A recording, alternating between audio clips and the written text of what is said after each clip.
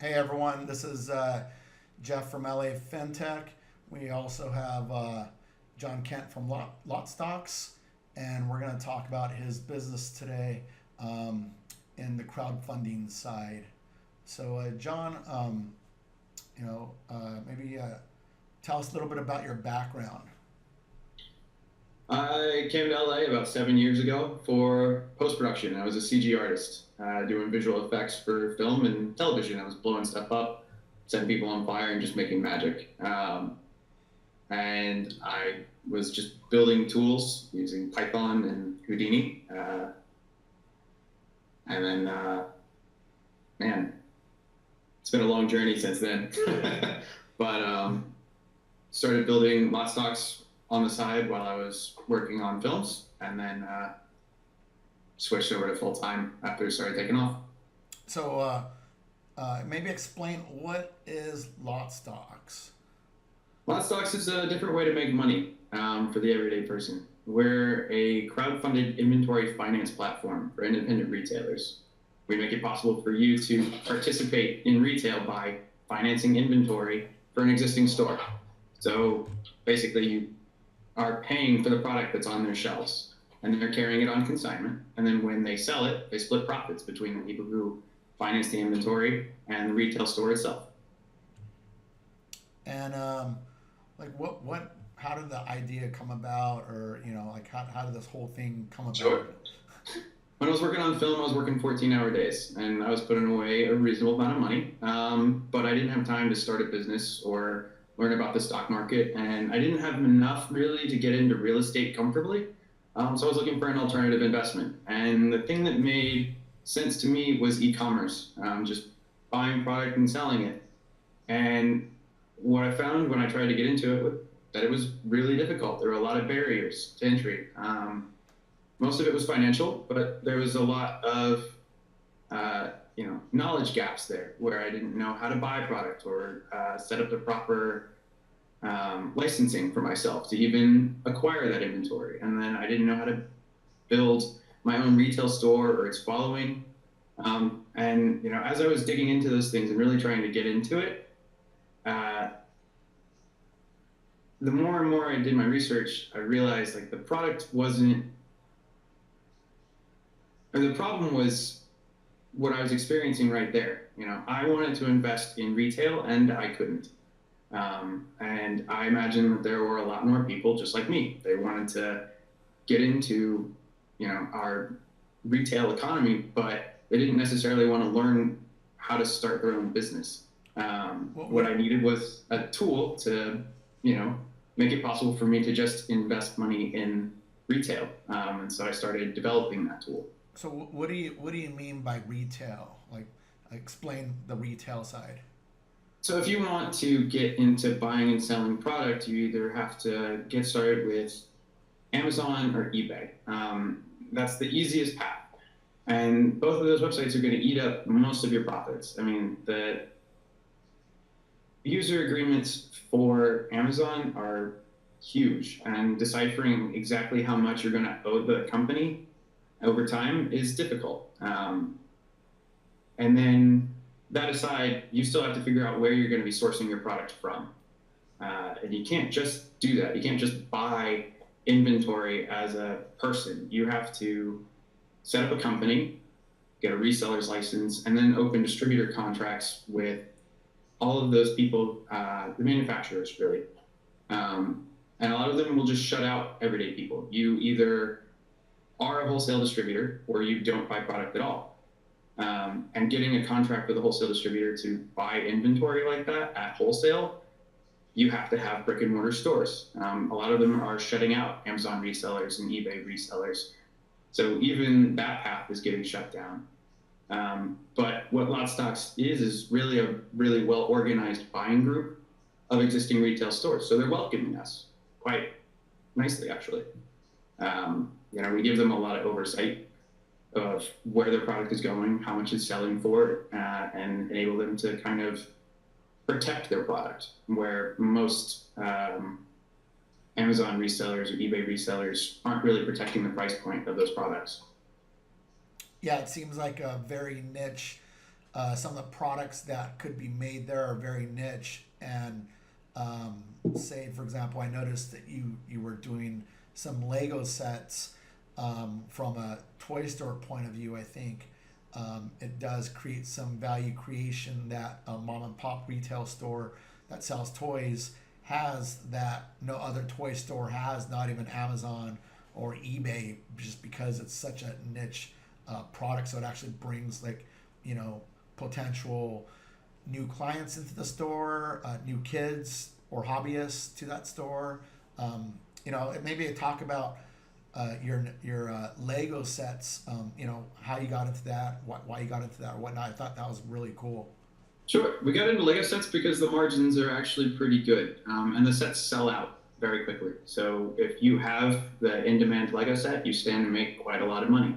But for independent retailers, sometimes the price point to acquire those sets is pretty high, especially if you want to buy 10, 20, 30 copies of that set.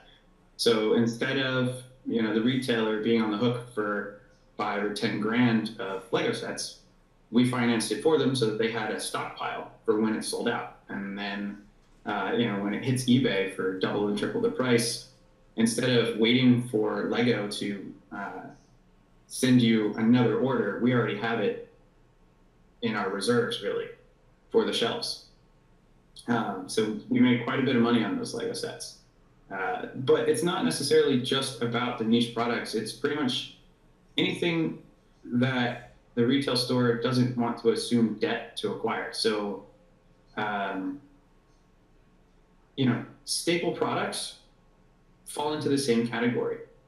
They're having to buy really large quantities of these staple products all at once and upfront, or putting themselves on a net 90. And that means that whether or not that product sells as quickly as they think it will, after that 90 days, they still have to pay for it. So, a lot of times that doesn't really work out for the retailer if they have to buy, say, 10 or 20 staple items all at once. You're looking at $10,000 to $20,000 that they're going to owe in 90 days. But that's $10,000 to $20,000 worth of inventory that's supposed to sell over 6 to 9 months. And how would you kind of distinguish yourself from, say, some of the other crowdfunding sites, such as like Indiegogo or whatnot? So when you put money into an Indiegogo campaign, you're putting money into a company that is promising you a product someday. You don't necessarily know if they have the proper experience to fulfill that, but your money's gone no matter what. You're just kind of waiting for that product to show up. And if it doesn't show up, that's too bad. It's kind of just in the contract that, you made a poor choice, sorry. I'm sure there's some recourse there, but it's definitely long and drawn out. For us, when you're putting money into our crowdfunding platform, you're buying product that already exists. You are putting that money into product that is in a pipeline, from manufacturer to distribution and retail sale, so that your money's coming back. There's no guesswork. It's very much, this is leaving a warehouse, going to a retail store, and going to be sold. And it's only a matter of time. Now, if that amount of time is not to your liking, you have a representation of that in your portfolio. On LotStocks, when you crowdfund the cost of inventory, we put it in a digital portfolio, kind of like stocks, where if you want to, you can sell that inventory off to somebody else. Or you can buy into another campaign after it's already funded. Maybe you weren't really sure if that was the one for you, or you weren't sure it's going to reach its goal, but as soon as it did, you got a little more excited and you wanted to buy into that, you could. That's pretty cool. It's different. Yeah, I would say I haven't really seen too many competitors in that area, but I think you're kind of helping out various different elements within the ecosystem when you do create these products, from the cash flow issues that a toy store might have of maybe wanting these specialized toys or whatnot, and then you have the investor side, and then you have the individual hobbyists that want these cool specialized type of products. And in today's world now, you're getting products that they only build these products that, okay, can we build 1 million of these sets and get rid of them as quick as possible through Walmart and Amazon or wherever, like massive distribution centers.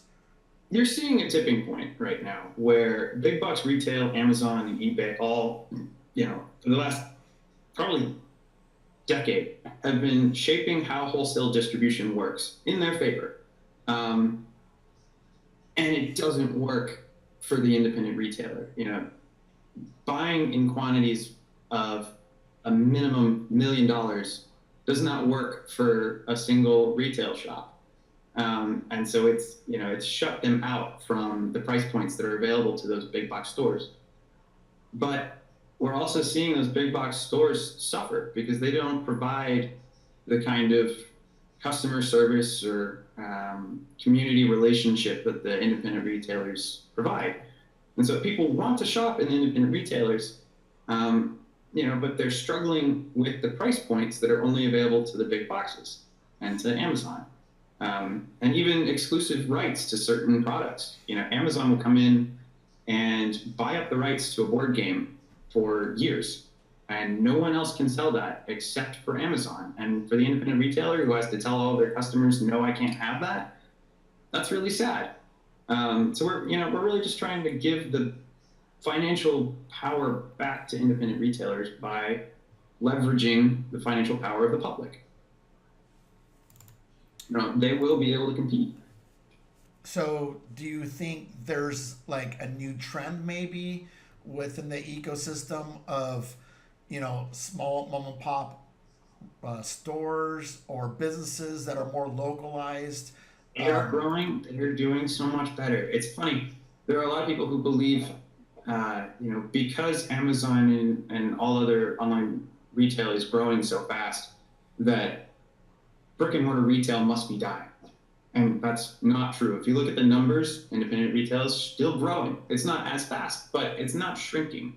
I think I have to double check, but it was like 8% of all retail sales were done online. The other 92% were done in brick and mortar locations.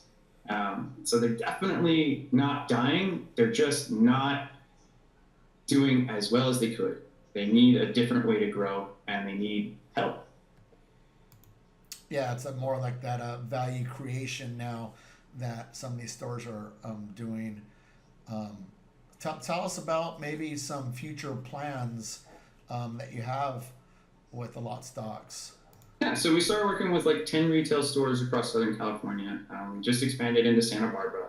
And now, so we went to Toy Fair, which was one of the coolest things I've ever seen. And, we really wanted to test the waters to see, is the wholesale distribution industry really going to push back at us? Are manufacturers going to say, oh, that's too new, I don't like this model?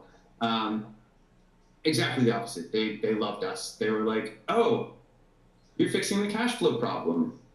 I love it. They have a ton of clients who have this cash flow bottleneck and can't buy new products. They won't try, higher ticket items, like just some of these new board games that people love.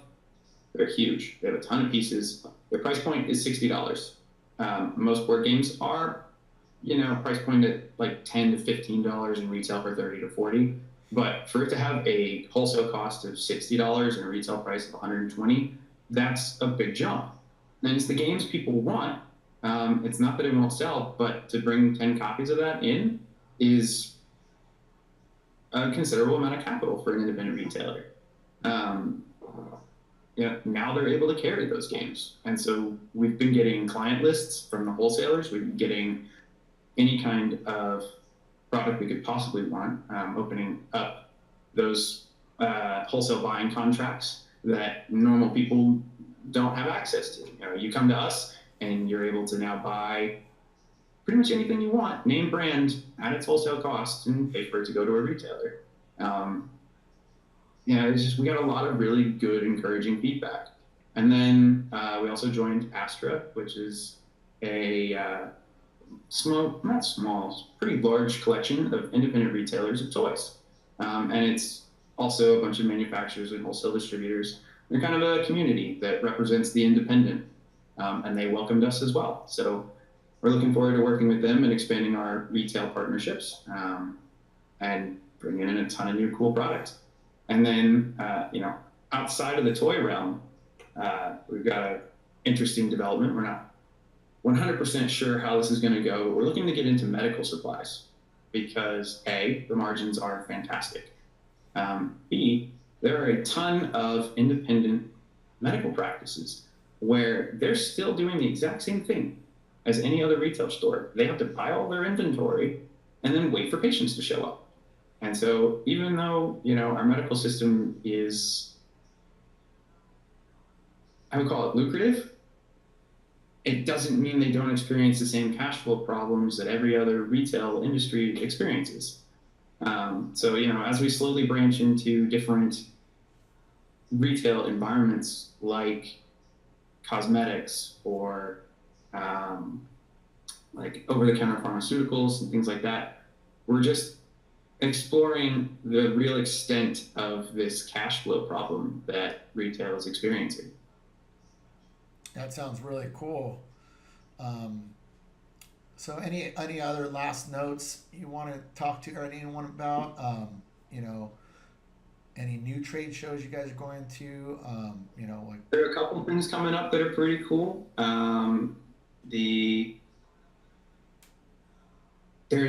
It's called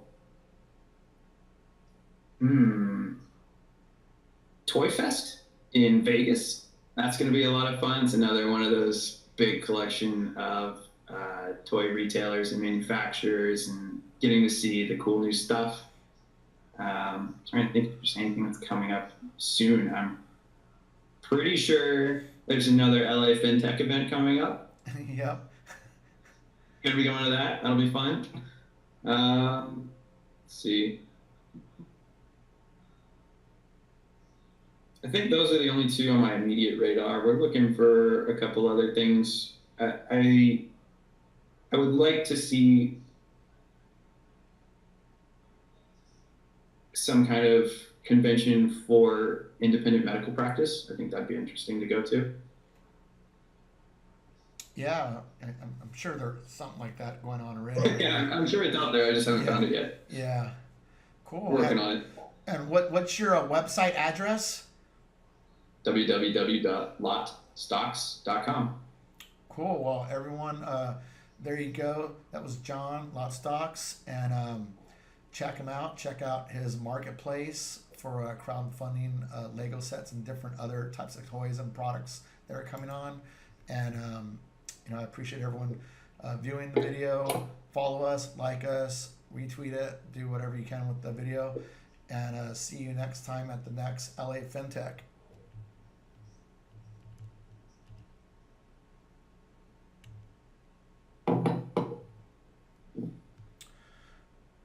All right, so